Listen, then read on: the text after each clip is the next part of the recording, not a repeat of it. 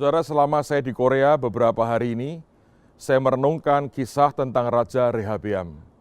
Suatu hari saya membaca bagaimana Rehabeam menyiasati akan persoalan dalam keluarganya.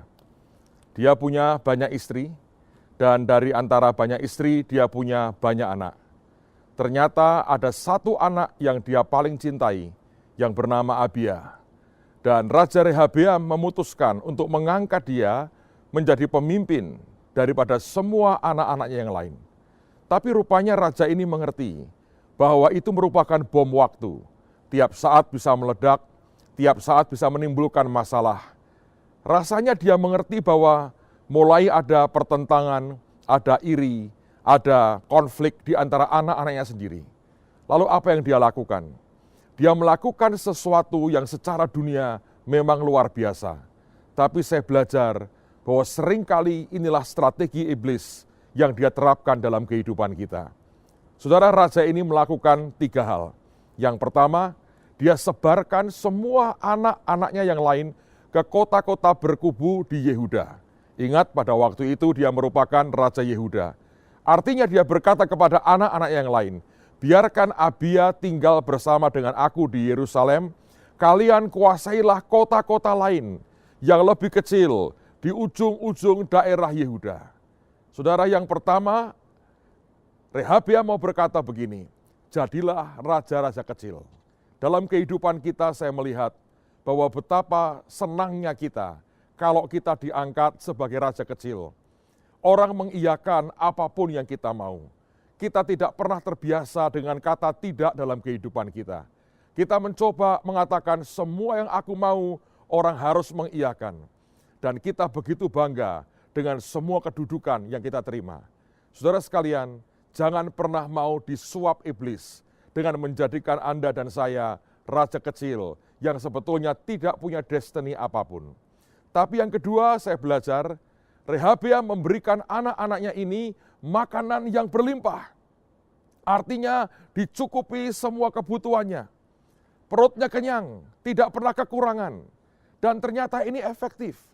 Ketika orang perutnya kenyang, ketika orang terima semuanya, tiba-tiba dia berkata, sudahlah, aku sudah mencapai semua yang aku mau. Aku jadi seorang raja kecil, apapun yang kuperintah, orang mengiyakan. Yang kedua, perutku kenyang, dan itu efektif sekali. Setan seringkali datang ke kita dengan roti, dengan makanan, dengan apapun yang membuat kita kenyang dan kita puas dalam kehidupan kita.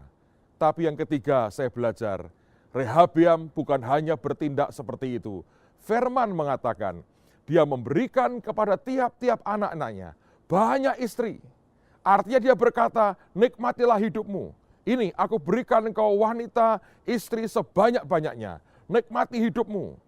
Apa yang terjadi?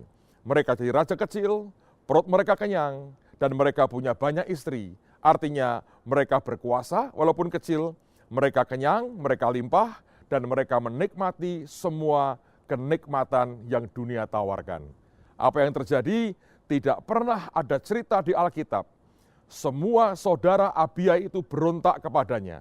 Tidak pernah ada cerita di Alkitab. Anak-anak Rehabeam menyulitkan akan orang tuanya. Mereka dibungkam dengan sangat cantik. Mereka dibungkam, dimatikan dengan sangat manis. Dan mereka tidak sadar. Mereka tidak berontak. Mereka tidak marah. Mereka tidak emosi, mereka tidak kepahitan, mereka tidak bertengkar, tapi juga mereka tidak jadi apa-apa. Ada banyak orang hari ini kehilangan akan destininya oleh karena kita membiarkan dunia membungkus kita dengan begitu cantik dan akhirnya mematikan kita. Apa keindahan sebuah peti mati yang begitu hebat dipasang dengan gemerlap yang dalamnya hanyalah sebuah mayat atau sesosok mayat yang tidak bisa berbuat apa-apa. Setan akan berikan semuanya untuk membungkam Anda dengan sangat cantik dan membuat kita kehilangan akan destiny kita. Mari layani Tuhan, sadar, jangan kejar apa yang dunia tawarkan. Hanya sebuah peti mati cantik yang membuat kita semua jadi mayat yang tak berguna. Saya berdoa, hati kita tetap dihangatkan dengan cinta hanya kepada Yesus. Hamba berdoa Tuhan dalam nama Yesus, sejak hari ini, biarkan kami merdeka, kami bebaskan semua yang setan coba lakukan untuk membungkus kami secantik apapun, kami tolak dalam nama Yesus. Terima kasih Bapa. Amin.